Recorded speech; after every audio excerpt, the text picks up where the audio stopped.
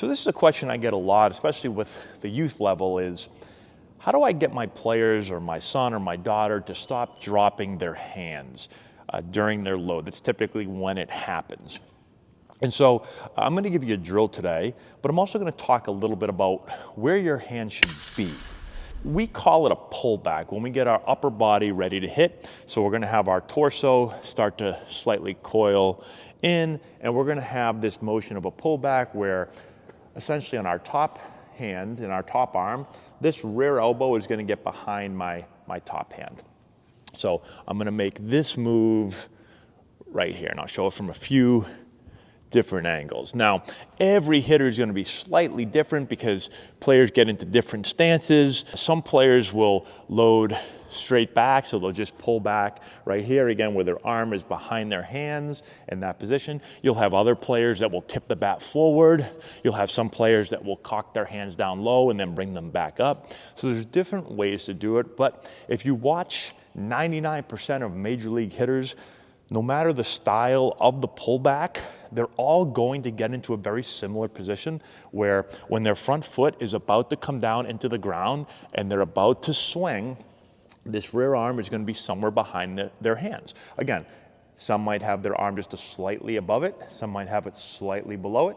A lot will have it directly behind it, but you're not going to see hitters be in this position. You're not going to see hitters go to launch and be in this position. And you're not going to see hitters way up here and be in this position. They're all going to be somewhere typically around shoulder to armpit height. Again, you might see a little bit of variance there, but you're not going to see hands way down here.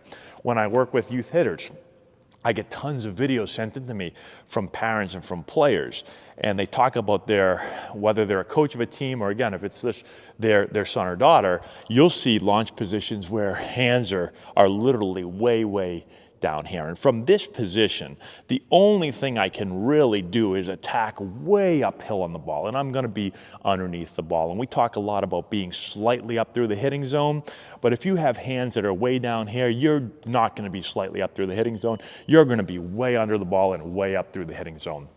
And you're going to get a lot of topspin rollovers. You're going to be under the ball. You're going to have a lot of foul balls straight back. You're going to have a lot of swings and misses. And so how do we combat that? How do we get those hitters to stop getting into this position with their hands way down low? A couple things. The first thing, the simplest thing, is to take away the swing and to just break the pullback and the load down.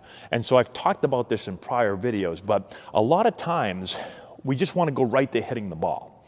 And the issue with hitting the ball is the player's so focused on hitting the ball that they don't think about what they're doing in preparation to hitting the ball, because they just want to hit the ball and they don't want to fail. The test is hit that ball and hit it successfully, and so that's all they can think about.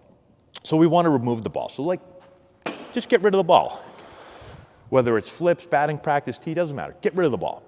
Now, let's go through our load and do it so many times correctly that that's the only way we know how to do it. So we start off, we just get the player in their stance, whatever their stance is, and we're going to explain to them what we want to see when we get loaded. And we say we want to see the rear arm get behind the hands, and we want to see the hands somewhere around the shoulder armpit height. That's what we're fighting for. We're not going to be down here near the waist. And we're going to do it over and over again. So we're going to get in our stance, we're going to load, we're going to stride, and we're going to stop. We're going to load, we're going to stride, and we're going to stop. And you can just check, right? You can just have them check. You can use a mirror. Have them look in a mirror. So have them be straight on with the mirror here. Have them load, stride, look in the mirror. Am I good? Yeah, I'm good. Load, stride, look in the mirror. Oh no, my hands are down here. Okay, that didn't work. Let's do it again. So we continually fight to get there over and over again. And this isn't going to be 10 reps or 50 reps. This might be thousands of reps.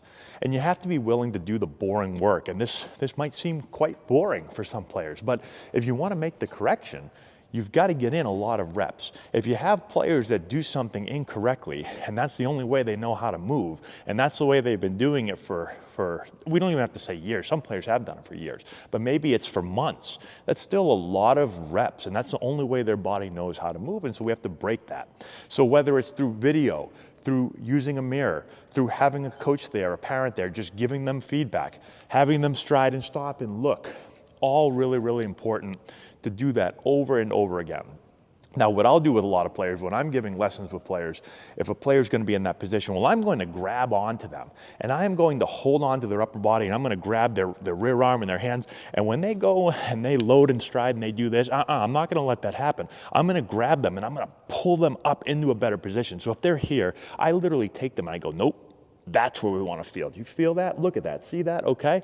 Do it again. They do it again. I grab them, I pull them into position, and we'll just do it over and over again and do 100 reps of just getting them into a better position to hit from. And that forcing them to do that starts to give them the feel. And now I let go and I say, okay, now go. And we start to do it. Now, once they show me that they can do it without hitting a ball, then we introduce a bag. You've probably seen our bag a bunch. It's actually, well, right now I don't know where it is. Someone else was using it and they put it somewhere else, but it's not in my tunnel right now. But you've seen our bag before. If you don't have a bag, you can simply just hit up against a padded wall. I'll show you. I'll move this real quick. And so you have the bag. Oh, there's the bag. The bag's in the other room. So someone must have been using it in there yesterday. So you can get against a pad where there's no failure, there's no success. We don't have a ball. We're just moving into something, into a bag. Let's say we're going into this wall right here. So I can load, I can stop, I can get into a good position, boom, and I can hit the pad. Right? So now I'm not focused on hitting anything except for this huge pad. Right? And so they can do that over and over again, and you can give feedback. And again, if you have a mirror, if you have video, get in the position, hit, and just do that over and over again. Now we progress to the tee. So now we put a ball out there. Can we do it off of the tee? Great, we've done it off of the tee. Now let's move the soft toss. Now let's move the front toss. And we keep progressing back until finally we get off of either a batting practice pitcher or a machine. And then by that point, we should be able to take it over into the game. All right, but don't introduce the ball too early. Slowly work your way up from dry work to bag work, to tee work, to soft toss, to front toss, to machine work, to batting practice, and then to the game. And that can take a long time. That's why swing changes don't happen overnight. You've got to work. You've got to really work at it. Now, another way that we'll do it is we'll use bat on the neck or neck slot drills. So my father's a really big fan of this. He does it with a lot of the players that come in here and had a lot of success with it. And all you're going to do is you're going to take your bat, and when you get into your stance, you're just going to put the bat right here on your neck. So basically where your neck kind of comes into your shoulder right here. Right? So when you put the bat in this position, it's going to force your hands to be here. Now the key is we're not putting the barrel there, right? You can put the barrel there and have your hands way down here. But we're going to just put slightly up the handle, just slightly up the handle. Your hand should be somewhere right around your shoulder. Now we're still going to get pulled back. We're not just going to sit there like this. So we're still going to get pulled back. And now we can load and stride and do everything from this position. Now we're going to have a little bit of an exaggerated bat angle here, but that's okay for right now, because we're working on keeping the hands high. And what we're going to do is we're going to keep the bat on the neck, and we're going to continue to keep the bat on the neck as we turn, as we turn, as we turn, and then finally the bat's going to come off of the neck. And if you do that enough, well, then the players naturally start to like their hands feeling more around the shoulders. And then once they do that comfortably, now we can just simply remove the bat from the neck. Again, not going to happen in 5 or 10 or 20 reps. You're going to have to do this a lot. But we've had a lot of success with working players with the bat on the neck.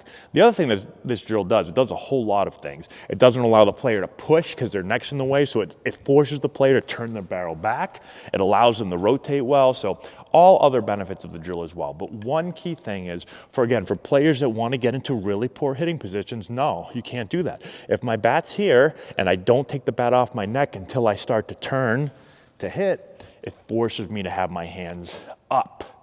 And again, up, I don't mean up here, I just mean not down by their waist, somewhere around shoulder, armpit height.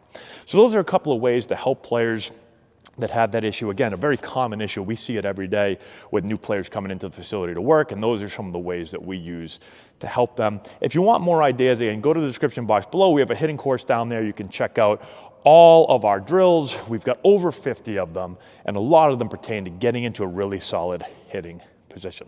That's all we have. Thanks so much for watching. We'll talk to you later.